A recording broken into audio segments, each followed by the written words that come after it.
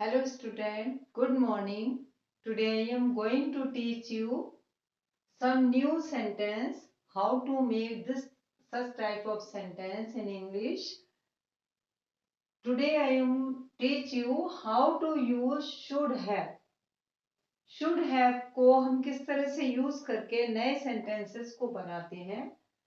तो should have का means होता है कोई भी काम करना चाहिए था या होना चाहिए था. इसका मतलब होता है करना चाहिए था या होना चाहिए था. ठीक है. शुड हैव का मतलब करना चाहिए था या होना चाहिए था. अब देखिए इसका स्ट्रक्चर क्या है. सब्जेक्ट, शुड हैव, वर्ब की थर्ड फॉर्म और ऑब्जेक्ट. ठीक है. तो यहां पर सब्जेक्ट हो गया और यहां शुड हैव हो गया. यहां वर्ब की थर्ड फॉर्म है, ऑब्जेक्ट हो गया.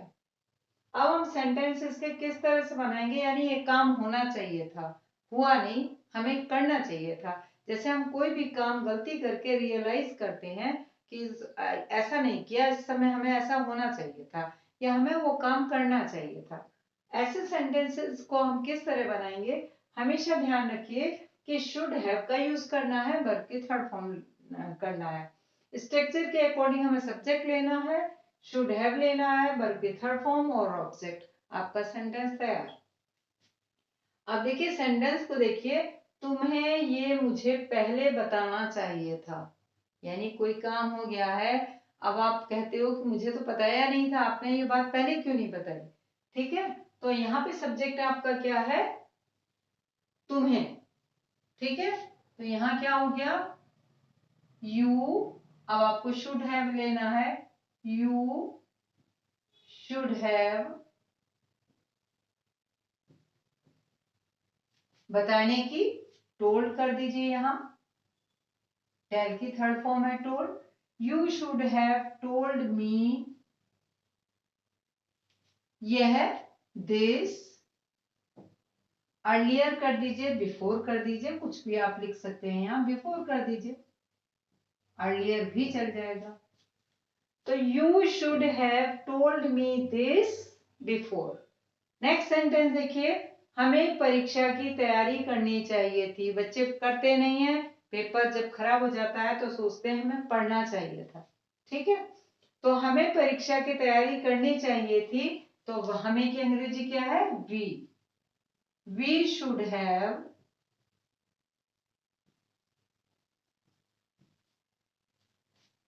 अब तैयारी करने की, प्रिपरेशन, तो प्रिपेयर्ड हो जाएगा यहां. We should have prepared for exam.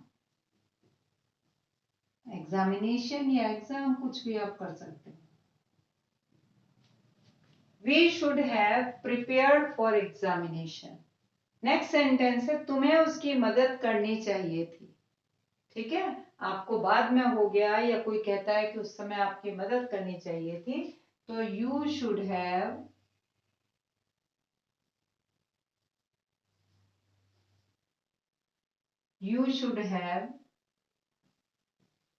Helped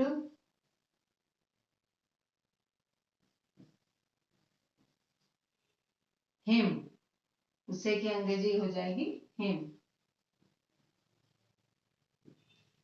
तुम्हें उसकी मदद करनी चाहिए थी, तो you should have helped him.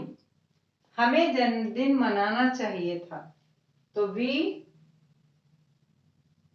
Should have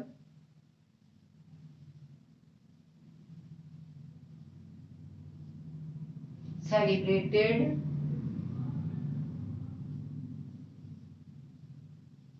birthday.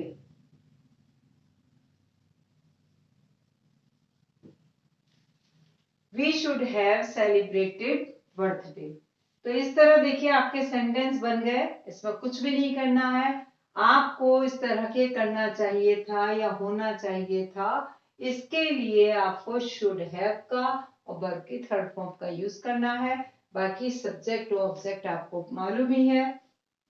इस तरह के सेंटेंस जैसे कि आपके सामने ये है, देखिए सब में करना चाहिए था, बताना चाहिए था, यहाँ पे करनी चाहिए थी, यहाँ पर करनी चाहिए थी, यहाँ मनाना चाहिए था, सारे सेंटेंसेस में वही वर्ड आ रहे हैं। लेकिन इसके लिए आपको कुछ भी स्पेशल नहीं करना है, बस आपको ये सेंटेंसेस को ध्यान रखना है कि हमें ऐसे सेंटेंस के लिए शुड हैव का वर्ब की थर्ड फॉर्म का यूज करना है।